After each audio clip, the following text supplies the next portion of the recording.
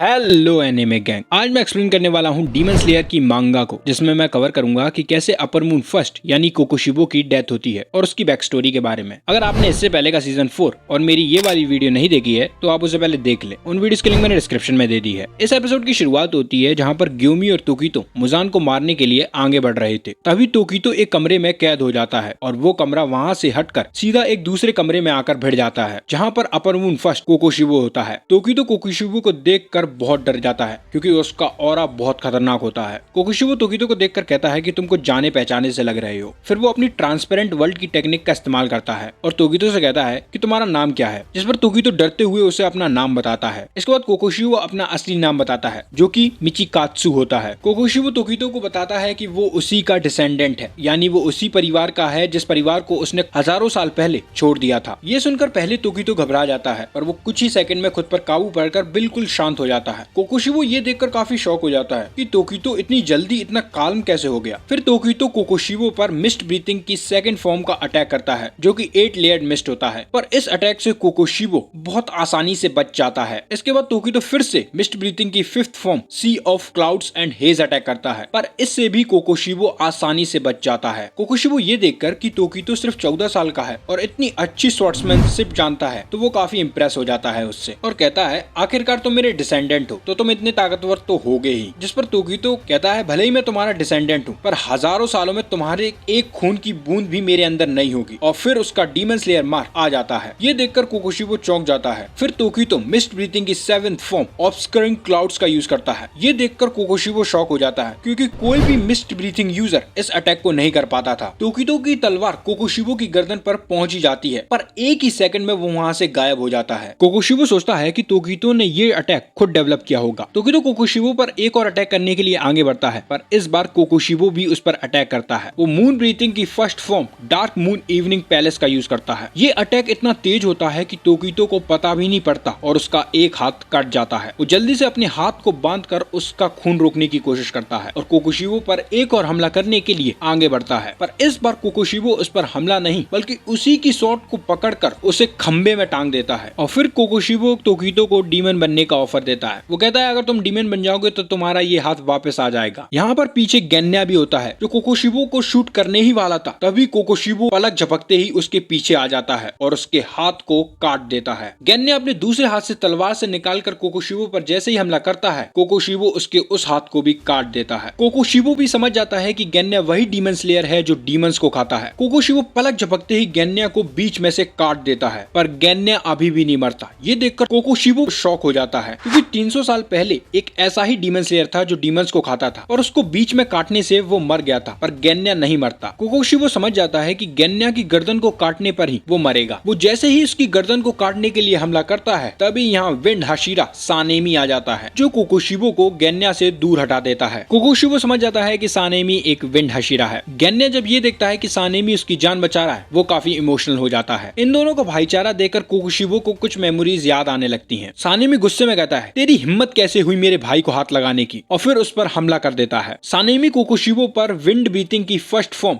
Dusting व्हिरलविंड cutter का use करता है पर इससे कोकोशिबो आसानी से बच जाता है। और फिर कोकोशिबो मून ब्रीथिंग की 5th फॉर्म का इस्तेमाल करता है जिसमें बहुत सारे स्लैशेस सानेमी पर हमला करते हैं। इन स्लैशेस से सानेमी बाल बाल बचता है। कोकोशिबो फिर से इस अटैक को करता है और इस अटैक को रोकने के लिए सानेमी विंड ब्रीथिंग की 3rd फॉर्म का यूज करता है। कोकोशिबो सानेमी की फिजिकल स्ट्रेंथ को देखकर काफी इंप्रेस हो जाता है। सानेमी कोकोशिबो की टेक्निक को देखकर काफी शॉक हो जाता है क्योंकि उसके जो स्लैशेस होते हैं वो काफी बड़े बड़े होते हैं, उनका कोई भी शिफ्ट फिक्स नहीं होता। सानेमी समझ जाता है कि कोकोशिबो को हराना आसान नहीं होगा और इसका अंदाजा सानेमी इस बात से लगाता है कि कोकोशिबो ने तोकितो को सिर्फ 2 मिनट में हरा दिया था। सानेमी सोचता है कि उसकी ब्रीथिंग टेक्निक, उसकी फिजिकल स्ट्रेंथ, उसकी स्पीड और उसकी स्ट्राइक करने की पावर नेक्स्ट लेवल है तो इसको हराना बहुत मुश्किल होगा, पर वो कोकोशिबो को मारने के लिए एक्साइटेड भी होता है। फिर विंड ब्रीथिंग की 2nd फॉर्म का इस्तेमाल करता है। कोकोशिबो इस अटैक को अपनी शॉट से दूर हटा देता है। फिर दोनों एक दूसरे को मारने के लिए आगे बढ़ते हैं। दोनों के अटैक्स एक दूसरे में टकरा कर रेप्लिकेट हो रहे थे। सानेमी समझ जाता है कि अगर उसने एक भी गलती करी तो वो यहाँ पर मर जाएगा। दोनों की टक्कर बराबर की चल रही होती है पर तभी कोकोशिबो मून ब्रीथिंग की 6th फॉर्म का इस्तेमाल करता है। इस अटैक से सानेमी बहुत ज्यादा घायल हो जाता है। उसकी बॉडी से ब्लड बाहर आने लगा था पर तभी कोकोशिबो को बहुत अजीब फीलिंग महसूस होने लगती है। ये इसलिए हो रहा था क्योंकि सानेमी का ब्लड बहुत रेयर था। इस ब्लड की स्मेल से डीमंस पागल हो जाते थे। जैसे इंसान अल्कोहल पी के पागल हो जाते हैं, वैसे ही डीमंस इस ब्लड को सूंघकर पागल हो जाते हैं। उनकी स्पीड बहुत कम हो जाती है, मतलब उनका कंट्रोल खुद पैर से हटने लगता है। सानेमी कहता है, मुझे मालूम नहीं था कि मेरा ब्लड अपर मून 1 पर भी काम आ जाएगा। इसके बाद सानेमी की थोड़ी बैक स्टोरी के बारे में हमें बताया जाता है। सानेमी ने जब अपनी मॉम को मारा था तब वो समझ गया था कि उसका ब्लड बहुत रेयर है, क्योंकि जैसे ही उसका खून निकलना चालू हुआ था उसकी मॉम की स्पीड धीरे हो गई थी। उसकी मॉम को मारने के बाद वो अपने ब्लड का इस्तेमाल करके कई डीमंस को पकड़ता और उन्हें मार देता था। उस टाइम पर सानेमी को डीमन स्लेयर कॉर्प्स के बारे में कुछ पता नहीं था। वो सिर्फ डीमंस को पकड़ता और उन्हें सनलाइट में ले जाकर मार देता था। और उसी टाइम पर उसे डीमन स्लेयर का एक मेंबर मिलता है जो उसे डीमन स्लेयर कॉर्प की और उसकी ट्रेनिंग के बारे में बताता है। उसके बाद सानेमी भी एक डीमन स्लेयर बन जाता है। सानेमी और माशा चिका दोनों साथ में मिलकर लोअर मून 1 को हराते हैं, पर उस फाइट के दौरान माशा चिका की डेथ हो जाती है और अकेला सानेमी ही हशीरा बन जाता है। फिर स्टोरी प्रेजेंट में आ जाती है जहाँ सानेमी विंड ब्रीथिंग की 6th form black wind mountain mist का यूज करता है। ये देखकर कोकोशिबो काफी शॉक हो जाता है कि सानेमी अभी तक मूव कर पा रहा है, क्योंकि कोकोशिबो को पक्का विश्वास था कि उसके उस अटैक से सानेमी को मर जाना चाहिए था, पर सानेमी ने तो अपनी ब्लीडिंग को स्टॉप करके अपनी स्पीड को और बढ़ा लिया है। वो लगातार कोकोशिबो पर हमला करता रहता है, पर एक टाइम पर आकर कोकोशिबो उसकी स्वॉर्ड को अपने पैर से नीचे दबा लेता है और उसकी गर्दन को काटने के लिए उस पर हमला करता है। पर तभी सानेमी गेन्या की गन को निकालकर उस पर हमला कर देता है, जिससे उसकी गर्दन कटने से बच जाती है। इसके बाद स्टोरी फिर पास्ट में चली जाती है जहाँ सानेमी अब हशीरा बन गया था और उसे पहली हशीरा मीटिंग में बुलाया जाता है, जहाँ पहले ही दिन वो सीधा मास्टर कागाया की बेइज्जती करने लगता है, क्योंकि माशा चिका की डेथ के बाद उसे काफी गुस्सा आ रहा था। वो सोचता है कि हम लोग अपनी जान पर खेलकर डीमंस को मारते हैं और ये यहाँ पर बैठकर हमें सिर्फ ऑर्डर देता है। वो मास्टर से सीधा कह देता है कि तुम खुद तो कुछ करते नहीं हो और सिर्फ हमें ऑर्डर देते हो। हम अपनी जान पर खेलकर लोगों को बचाते हैं, तुम यहाँ पर बैठे बैठे क्या करते हो। ये सुनकर ग्योमी और काने को काफी गुस्सा आता है। वो उसे चुप रहने के लिए कहते हैं, पर मास्टर उन्हें शांत कर देता है और कहता है सानेमी को कहने दो। सानेमी कहता है तुम्हें शर्म आनी चाहिए, तुम डीमन स्लेयर कॉर्प्स के मेंबर को एक प्यादे की तरह इस्तेमाल करते हो। तुम्हें कम से कम खुद मार्शल आर्ट या तलवार चलाना सीखना चाहिए। ये सुनकर मास्टर उससे माफी मांगते हैं और बताते हैं कि उनने कई बार मार्शल आर्ट और तलवार चलाने की कोशिश की है, पर उनकी बॉडी कैपेबल नहीं है उनकी बीमारी की वजह से। ये सुनकर सानेमी को काफी अजीब लगता है। उसे लगने लगता है कि ये सब बातें उसकी मॉम उससे कह रही हैं। मास्टर समझ जाते हैं कि सानेमी उसके साथी की डेथ की वजह से काफी गुस्से में है। मास्टर सानेमी को बहुत ही विनम्रता से समझाते हैं और सानेमी को भी उनके अंदर उसकी मॉम की झलक दिख रही थी, तो वो समझ जाता है कि मास्टर की इसमें कोई गलती नहीं है। इसके बाद स्टोरी फिर से प्रेजेंट में आती है, जहाँ पर कोकोशिबो सानेमी पर मून ब्रीथिंग की 3rd फॉर्म का इस्तेमाल करता है। इस अटैक से वहाँ पर पूरी तरफ कोहरा छा जाता है और लगता है कि सानेमी तो यहाँ पर गया। और जैसे ही कोहरा हटता है तो कोकोशिबो देखता है कि उसके सामने एक और डीमन स्लेयर कॉप आ गया है और वो और कोई नहीं the monster of Demon Slayer कॉप ग्योमी होता है। सानेमी ग्योमी को थैंक यू कहता है उसे बचाने के लिए। ग्योमी भी उसे सलाह देता है कि तुम्हें अपने वॉन्ट्स को ठीक कर लेना चाहिए, क्योंकि वहां से काफी खून निकल रहा है। इसके बाद ग्योमी कोकोशिबो से लड़ने के लिए आगे बढ़ता है। तब तक सानेमी डॉक्टर बन जाता है और अपने जख्मों को ठीक करने लगता है। कोकोशिबो फिर से ट्रांसपेरेंट वर्ल्ड की टेक्निक का इस्तेमाल करता है और ग्योमी के अंदर देखने लगता है कि उसके अंदर क्या क्या पुर्जा है, जिससे उसे पता चल जाता है कि ग्योमी की फिजिकल स्ट्रेंथ किसी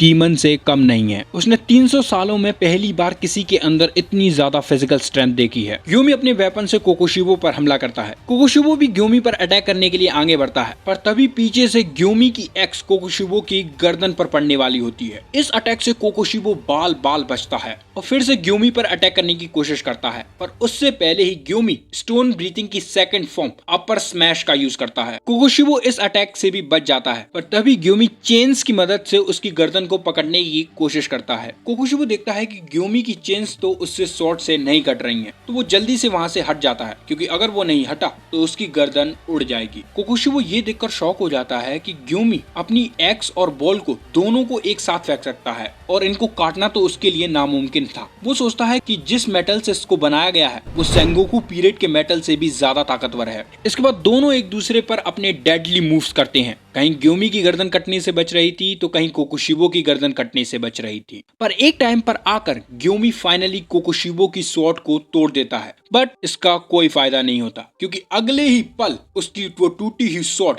रीजनरेट हो जाती है और लड़ते लड़ते ग्योमी को भी थोड़ी चोट लग जाती है। ग्योमी कहता है ये मैंने मुजान के लिए बचा कर रखा था, पर अब मुझे इसका इस्तेमाल करना ही होगा। तभी यहाँ पर ग्योमी अपने डीमन स्लेयर मार्क को जागृत कर लेता है। हाँ बिल्कुल, तुमने सही सुना, ग्योमी अपने डीमन स्लेयर स्लेयर मार्क को जागृत कर लेता है। इधर तोक्यूतो भी खुद को आजाद कर लेता है। वो खुद के अंदर से स्वॉर्ड को निकाल कर बाहर फेंक देता है और अपने जख्मों को कसकर बांध लेता है ताकि खून ज्यादा ना निकले। वो अपनी स्वॉर्ड को उठाकर कोकोशिबो पर हमला करने के लिए आगे बढ़ता है, पर तभी उसे गेन्या दिख जाता है। गेन्या तोक्यूतो को अपनी तरफ बुलाता है और उससे कहता है कि क्या तुम वहाँ पर पड़े अपर मून के बाल यहाँ पर ला सकते हो। ये सुनकर तोक्यूतो शॉक हो जाता है, इसे बालों से क्या करना है। इधर जब कोकोशिबो ये देखता है कि ग्योमी ने अपने डीमन स्लेयर मार्क को जागृत कर लिया तो वो काफी शॉक हो जाता है, क्योंकि ग्योमी की एज 27 है। और अगर आपको मालूम होगा तो अगर कोई भी डीमन स्लेयर मार्क को जागृत कर लेता है तो वो 25 से पहले ही मर जाता है। कोकोशिबो कहता है तुम्हारी एज 27 है, तो अगर तुमने मार्क को जागृत किया है तो तुम आज ही मरने वाले हो। ये सुनकर ग्योमी कहता है ये मुझे मालूम है, और कोकोशिबो से कहता है अगर तुम डीमन स्लेयर कॉर्प में हो तो तुम्हें ये चिंता नहीं करनी चाहिए कि तुम आज मरोगे या कल, तुम कभी भी मर सकते हो। इसके बाद कोकोशिबो ग्योमी को भी डीमन बनने का ऑफर देता है, और ये सुनकर ग्योमी को गुस्सा आने लगता है। ग्योमी कोकोशिबो को एक बात याद दिलाता है कि एक डीमन स्लेयर था जो डीमन स्लेयर मार्क होने के बावजूद 80 साल तक जीता है, और ये सुनकर कोकोशिबो को बहुत ज्यादा गुस्सा आ जाता है। वो पलक झपकते ही ग्योमी पर हमला कर देता है, और ग्योमी भी कम नहीं पड़ता और उसके अटैक से बच जाता है। यहाँ पर सानेमी को दिखाया जाता है जो अपनी पूरी बॉडी को स्टिच कर रहा था। डॉक्टर का काम इसी को मिलना चाहिए, और तभी उसकी बॉडी पर भी डीमन स्लेयर मार्क आ जाता है। यहाँ कोकोशिबो ग्योमी पर भारी पड़ने लगता है, और उसी टाइम सानेमी वहां आ जाता है। कोकोशिबो जब ये देखता है कि सानेमी के ऊपर भी डीमन स्लेयर मार्क आ गया है तो वो पागल हो जाता है। इसके बाद दोनों के दोनों कोकोशिबो पर बड़े तगड़े अटैक्स करते हैं और कोकोशिबो को पीछे धकेलते जा रहे थे। सानेमी कहता है अच्छा है हम दोनों ने साथ में काफी ट्रेनिंग की है। यहाँ तोक्यूतो कोकोशिबो के बालों को गेन्या को खिला देता है, और उसके बालों को खाते ही गेन्या की बॉडी बहुत जल्दी रीजनरेट हो जाती है। गेन्या भी ये देखकर शॉक हो जाता है कि उसकी बॉडी इतनी जल्दी रीजनरेट हो गई। गेन्या सोचता है उसके बालों को खाने से ही मेरे अंदर इतनी पावर आ गई, तो अगर मैं उसकी टूटी हुई कटाना को खा जाऊंगा तो मेरे अंदर कितनी पावर आ जाएगी। पर तभी उसे कुछ आवाजें सुनाई देने लगती हैं जो कि कह रही होती हैं कोकोशिबो तुमने अभी तक कितने हशीरा को मार दिया, उन्हें मेरी तरफ मत आने देना। गेन्या समझ जाता है कि ये मुजान की आवाज है। यहाँ कोकोशिबो भी समझ जाता है कि और सानेमी डीमन स्लेयर कॉर्प में सबसे स्किल्ड हशीरा हैं। वो सोचता है अगर मैं इन दोनों को मार दूंगा तो बाकियों को मारना तो मेरे बाएं हाथ का खेल हो जाएगा। फिर वो ये सोचता है कि इस विंड हशीरा को मारना आसान होगा, तो मैं सबसे पहले इसे मार देता हूँ। इसलिए कोकोशिबो सबसे पहले सानेमी पर हमला करता है और उसकी स्वॉर्ड को अपने स्वॉर्ड से दबा देता है, पर सानेमी इसका ही उल्टा कर देता है। वो कोकोशिबो की स्वॉर्ड को नीचे दबा देता है और अपनी स्वॉर्ड से उस पर हमला करता है। उसकी गर्दन बाल बाल बचती है इस अटैक से। इस टाइम पर कोकोशिबो बहुत ज्यादा शॉक हो जाता है। वो सोचता है कि इस हशीरा के इतनी चोटें लग गई हैं, फिर भी इसकी स्पीड तेज होती जा रही है। कोकोशिबो सानेमी के अटैक से तो बच जाता है, पर तभी ग्योमी आकर कोकोशिबो का एक कान काट देता है, और फिर ग्योमी और सानेमी दोनों अपने अटैक्स को एक ही टाइम पर करते हैं। इस अटैक से कोकोशिबो को ज्यादा नुकसान नहीं होता, सिर्फ उसके कपड़े फट जाते हैं और थोड़ी सी चोटें लगती हैं। सानेमी और ग्योमी दोनों समझ जाते हैं कि उन्हें और ज्यादा ताकतवर हमला करना होगा कोकोशिबो का सिर काटने के लिए, पर अगले ही पल उन दोनों की बॉडी पर बहुत ज्यादा कट आ जाते हैं। उन दोनों को समझ में नहीं आता कि यहाँ पर क्या हुआ। वो देखते हैं कि कोकोशिबो की स्वॉर्ड बड़ी हो चुकी है और काफी डेडली भी। कोकोशिबो के इस अटैक से ग्योमी ने सानेमी को बचाया था। अगर ग्योमी अपनी चेन को नहीं अड़ाता तो सानेमी के हजारों टुकड़े हो जाते। कासुगाई क्रो की मदद से किरिया को भी पता चल जाता है कि सानेमी और ग्योमी को कोकोशिबो से लड़ने में मुश्किल हो रही है। किरिया की बहन उससे पूछती है कि क्या हम एक और हशीरा को वहाँ भेज दें लड़ने के लिए, जिस पर किरिया मना कर देता है और कहता है कि ग्योमी सानेमी तोक्यूतो और गेन्या अपर मून 1 को आसानी से हरा देंगे। पर इसको क्या मालूम था कि कोकोशिबो वहाँ पर चारों की वाट लगा रहा है। फिर कोकोशिबो मून ब्रीथिंग की 7th फॉर्म का इस्तेमाल करता है और इस अटैक की रेंज को देखकर ग्योमी काफी ज्यादा शॉक हो जाता है। इसके बाद कोकोशिबो एक के बाद एक हमला करता जाता है और ग्योमी और सानेमी तो सिर्फ इन अटैक से बचने की कोशिश कर रहे थे और उसमें भी सानेमी नाकाम हो रहा था। कोकोशिबो सानेमी की तरफ मून ब्रीथिंग की 10th फॉर्म का इस्तेमाल करता है और इस अटैक से बचना सानेमी के लिए नेक्स्ट टू इम्पॉसिबल था, क्योंकि उसकी बॉडी मूव करने की हालत में नहीं थी। पर तभी यहाँ तोक्यूतो आकर उसे बचा लेता है। तोक्यूतो सानेमी से कहता है तुम अभी भी अपनी स्वॉर्ड को चला सकते हो दोनों हाथों से, और फिर ये तीनों तोक्यूतो, ग्योमी और सानेमी कोकोशिबो से लड़ने लगते हैं। यहाँ दूर से गेन्या इनको लड़ते हुए देख रहा था। वो अपनी गन को निकालकर कोकोशिबो पर शूट करने के लिए रेडी होता है, पर उसे काफी डर लग रहा था कि अगर कोकोशिबो ने इस बार उसे नोटिस कर लिया तो वो इस बार नहीं बचेगा। बट वो तांजीरो और अपने साथियों को याद करके खुद के अंदर अंदर हिम्मत जुटाता है और कोकोशिबो की टूटी हुई स्वॉर्ड को भी खा जाता है। उसे खाते ही उसके अंदर बहुत ज्यादा पावर आने लगती है। यहाँ कोकोशिबो मून ब्रीथिंग की फर्स्ट फॉर्म से लेकर 16th फॉर्म तक लगातार हमला करता जा रहा था। ग्योमी अपनी पूरी स्ट्रेंथ इन अटैक्स को डॉज करने में ही लगा पा रहा था और अगर ग्योमी कोकोशिबो पर अटैक कर भी देता तो कोकोशिबो उसके अटैक को पहले ही प्रिडिक्ट कर ले रहा था और उसी हिसाब से खुद की टेक्निक का इस्तेमाल करता। ग्योमी सोचता है कि क्या कोकोशिबो के पास कोई सुपरनेचुरल पावर है। ग्योमी कहता है मुझे खुद का फोकस बढ़ाना होगा और फिर खुद के फोकस को बढ़ाने लगता है।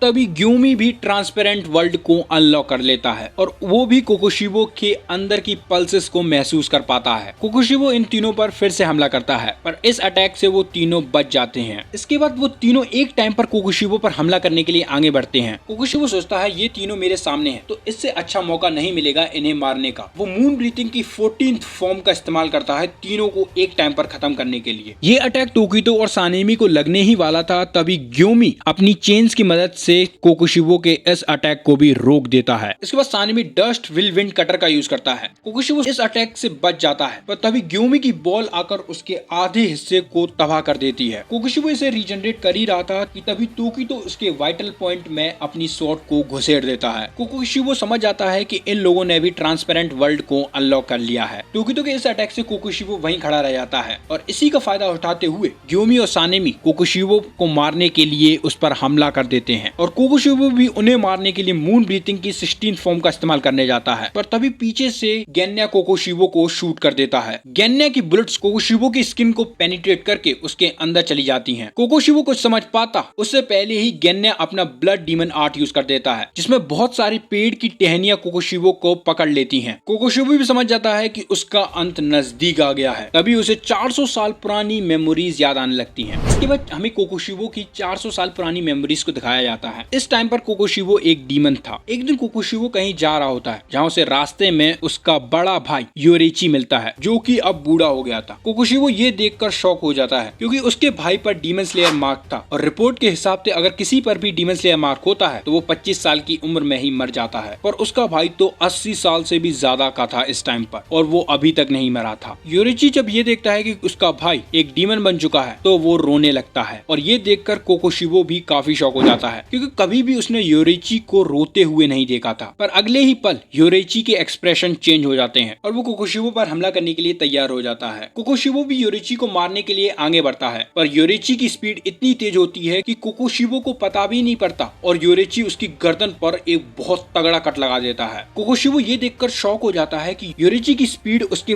प्राइम टाइम जितनी ही है। इस टाइम पर अगर योरेची एक और हमला कर देता तो कोकोशिबो यही मर जाता बट योरेची उस हमला करने के बाद मर जाता है और ये देखकर कोकोशिबो को और ज्यादा गुस्सा आ जाता। यहाँ प्रेजेंट टाइम में कोकोशिबो गुस्से में बहुत तगड़ी धाड़ लगाता है जिससे उसकी बॉडी से बहुत ज्यादा स्लैशेस बाहर निकलते हैं। इन स्लैशेस से कोई भी नहीं बच पाता। गेन्या के तो शरीर के 2 टुकड़े हो जाते हैं। हम देखते हैं कि कोकोशिबो के हर बॉडी पार्ट में से स्वॉर्ड निकल रही है, हर बॉडी पार्ट में से। बट इतना घायल होने के बावजूद वो चारों हार नहीं मानते। तोकितो उस स्वॉर्ड को पकड़ा रहता है। गेन्या भी अपना ब्लड डीमन आर्ट फिर से यूज करता है और सानेमी और ग्योमी कोकोशिबो पर हमला करने के लिए फिर से उस पर टूट पड़ते हैं। कोकोशिबो भी अटैक करने के लिए तैयार हो जाता है पर तभी तोकितो की स्वॉर्ड रेड हो जाती है। ये देखकर कोकोशिबो शॉक हो जाता है। सानेमी की स्वॉर्ड फाइनली कोकोशिबो की गर्दन पर पहुंची जाती है। यहाँ गेन्या भी अपने ब्लड डीमन आर्ट से कोकोशिबो की पावर को खींचने लगता है। कोकोशिबो सानेमी को दूर फेंक देता है पर तभी ग्योमी अपनी एक्स और चेन से उसकी गर्दन को काटने लगता है। कोकोशिबो की गर्दन बहुत ज्यादा टफ होती है और वो चारों साथ में मिलकर उसकी गर्दन को फाइनली काट देते हैं। इसके बाद कोकोशिबो फिर से पास्ट में चला जाता है जहाँ पर वो योरेची से कह रहा होता है कि हमारी जनरेशन सबसे ताकतवर है, जिस पर योरेची हंसते हुए कहता है कि ऐसा नहीं है, आने वाले टाइम में हमसे भी ताकतवर स्वॉर्ड्समैन पैदा होंगे। ये सुनकर योरेची काफी शॉक हो जाता है क्योंकि कोकोशिबो उस टाइम सोचता था कि योरेची और उससे ज्यादा ताकतवर स्वॉर्ड्समैन कभी भी पैदा नहीं होगा। पर जब आज उसकी गर्दन कट जाती है तो उसे यकीन हो जाता है कि उनसे भी ताकतवर स्वॉर्ड्समैन इस दुनिया में हैं। कोकोशिबो कहता है वो भले ही सन ब्रीथिंग के यूजर नहीं है फिर भी उन सब की स्वॉर्ड रेड हो गई थी। कोकोशिबो जब ये देखता है कि वो हार गया है तो उसे और ज्यादा गुस्सा आने लगता है। ग्योमी भी नोटिस कर लेता है कि कोकोशिबो का ब्लड बहना रुक गया है। वो समझ जाता है कि कोकोशिबो जल्द ही अपने हेड को रीजनरेट करने वाला है। ग्योमी और सानेमी दोनों उस पर फिर से अटैक करने जाते हैं पर इन दोनों के अटैक से कोकोशिबो बच जाता है और फिर तोकितो और उसकी स्वॉर्ड और गेन्या के ब्लड डीमन आर्ट को अपनी बॉडी पे से हटाता है। ग्योमी और सानेमी दोनों उस पर फिर से हमला करते हैं पर इस बार भी कोकोशिबो बच जाता जाता है और इसके बाद कोकोशिबो अपने फाइनल ट्रू फॉर्म में आता है, जो कि देखने में काफी भयंकर था। कोकोशिबो कहता है, सनलाइट के अलावा अब मैं किसी से भी नहीं मरूंगा। और तभी उसे एक छोटा बच्चा दिखाई देता है जो उसका भाई योरिची होता है, जो कहता है, मुझे तुम्हारी तरह बनना है भाई, मुझे दुनिया का दूसरा सबसे ताकतवर समुराई बनना है। ये सुनकर कोकोशिबो कहता है कि क्या समुराई ऐसे दिखते हैं, और खुद से पूछता है कि क्या मुझे सच में यही बनना था। पर तभी उसकी बॉडी गिरने लगती है। उसकी बॉडी वहीं से गिरना चालू होती है जहाँ पर तोकितो ने स्टैप किया था। और जैसे ही कोकोशिबो का ध्यान उसकी चोट पर जाता है, उसी वक्त ग्यूमी और सानेमी उसकी गर्दन को उड़ा डालते हैं। कोकोशिबो अपनी ब्लड डीमन आर्ट का यूज करने की कोशिश करता है, पर वो नहीं कर पाता। नहीं वो अपनी बॉडी को इस बार रीजनरेट कर पाता है। वो नीचे गिर जाता है और उसकी बॉडी राख बनकर उड़ जाती है। इसके बाद हमें कोकोशिबो की बैक स्टोरी के बारे में बताया जाता है। हमें पता चलता है कि कोकोशिबो और योरिची दोनों ट्विंस पैदा हुए थे, पर योरिची के माथे पर एक मार्क, जिसे देखकर उनके पिता योरिची को मारने के लिए कहते हैं, पर उनकी माँ की वजह से वो उसे नहीं मारते। पर वो ये डिसाइड करते हैं कि जब योरिची 10 साल का हो जाएगा तो वो उसे टेंपल भेज देंगे। योरिची और कोकोशिबो दोनों की लाइफ बिल्कुल अलग थी। योरिची एक सिंपल लाइफ जीता था, वहीं कोकोशिबो एक अमीर वाली लाइफ जीता था। योरिची अपनी माँ के काफी करीब था। वो हमेशा अपनी माँ की लेफ्ट साइड से चिपका रहता था। योरिची एक छोटे से कमरे में रहता था। कोकोशिबो को योरिची पर काफी दया आती थी, इसलिए वो योरिची के पास जाकर खेला करता था। और इस बात पर कोकोशिबो को उसके डैड से मार भी पड़ती थी। उसने योरिची को एक बांसुरी भी गिफ्ट में दी थी। 6 साल की उम्र तक योरिची ने एक शब्द नहीं बोला था, जिसे देखकर सबको लगता था कि योरिची गूंगा है। पर जब एक दिन कोकोशिबो स्वॉर्ड्समैनशिप की प्रैक्टिस कर रहा होता है, तब योरिची आकर उससे पूछता है कि क्या भाई तुम्हें सबसे ताकतवर समुराई बनना है। ये सुनकर कोकोशिबो शॉक हो जाता है, क्योंकि 6 सालों में पहली बार योरिची ने कुछ बोला था। योरिची कोकोशिबो से कहता है कि उसे भी स्वॉर्ड्समैन बनना है। ये सुनकर कोकोशिबो सोचता है कि योरिची हमेशा मॉम से चिपका रहता है, तो वो कभी भी समुराई नहीं बन पाएगा। फिर जब कुछ दिनों बाद कोकोशिबो अपने मास्टर के साथ प्रैक्टिस कर रहा होता है, तब वहाँ योरिची आ जाता है। जब मास्टर देखते हैं कि योरिची उन्हें दूर से देख रहा है, तो वो उसे भी प्रैक्टिस करने के लिए एक वुडन स्वॉर्ड देते हैं और उसे भी प्रैक्टिस करवाने लगते हैं। मास्टर योरिची को कुछ इंस्ट्रक्शन देते हैं कि कैसे खड़ा होना है और कैसे स्वॉर्ड को घुमाना है, और फिर उससे कहते हैं कि हमला करो। पर मास्टर को ये नहीं मालूम था कि योरिची पैदा ही टैलेंटेड हुआ है। वो पलक झपकते ही मास्टर को पछाड़ देता है, और ये देखकर कोकोशिबो हक्का बक्का रह जाता है, क्योंकि पहली बार योरिची ने स्वॉर्ड को उठाया था, पहली बार में ही उसने उसके मास्टर को हरा दिया। अभी तक कोकोशिबो ने उसके मास्टर पर एक स्ट्राइक भी नहीं कर पाया था। वो ये जानना चाहता था कि आखिर योरिची ने ये कैसे किया, इसलिए वो योरिची के पास जाता है और उससे उसके बारे में पूछता है, जिस पर योरिची काफी कॉम्प्लिकेटेड जवाब देता है। वो कहता है कि तुम्हें अपना कंसंट्रेशन बढ़ाना होगा और अपोनेंट के वीक पॉइंट्स को देखना होगा। यहाँ पर वो ट्रांसपेरेंट वर्ल्ड को अनलॉक करने की बातें कर रहा था, पर उस टाइम पर कोकोशिबो काफी छोटा था, तो उसे ये सब बातें समझ में नहीं आती। फिर जब ये बात उनके पिता को पता चलती है कि योरिची काफी टैलेंटेड समुराई है, तो वो कोकोशिबो और योरिची की जगह को बदल देते हैं। अब वो कोकोशिबो को उस छोटे कमरे में भेज देते हैं और योरिची को बाहर एक अच्छी लाइफ देने लगते हैं। और ये सब देखकर कोकोशिबो के अंदर जेलसी की फीलिंग आने लगती है। फिर कुछ दिनों बाद उनकी मॉम की डेथ हो जाती है। कोकोशिबो का ये बात योरिची आकर बताता है, और वो ये भी बताता है कि वो इस घर को छोड़कर टेंपल जा रहा है। वो कोकोशिबो को थैंक यू कहता है उस बांसुरी के लिए, और फिर यहाँ से निकल जाता है। अगले दिन कोकोशिबो उसकी माँ की डायरी पढ़ता है, जिससे उसे पता चलता है कि उसकी मॉम को एक बीमारी थी, जिससे उन्हें लेफ्ट साइड से चलने में मुश्किल होती थी। और जब कोकोशिबो ये पढ़ता है, तो वो समझ जाता है कि योरिची को ये बात पहले से पता थी कि उनकी मॉम को बीमारी है। तभी योरिची हमेशा उसकी मॉम के लेफ्ट साइड से चिपका रहता था। और ये पढ़कर कि सिर्फ उसकी मॉम की बीमारी के बारे में सिर्फ योरिची को पता था, तो उसे काफी ज्यादा गुस्सा आने लगता है। उनके पिता टेंपल में एक मैसेंजर भेजते हैं ताकि वो योरिची को वापस घर ला सके। पर मैसेंजर जब टेंपल में जाकर योरिची के बारे में पूछता है, तो वो बताते हैं कि वो यहाँ पर नहीं आया। कई महीने बीत जाते हैं। उनके पिता भी योरिची को ढूंढना बंद कर देते हैं। वो भी सोचते हैं कि शायद योरिची कहीं भाग गया होगा, और वो काफी छोटा है, तो क्या फिर किसी किडनैपर या किसी डीमन ने उसे मार दिया होगा। ये सुनकर कोकोशिबो रिलैक्स हो जाता है, क्योंकि योरिची से उसे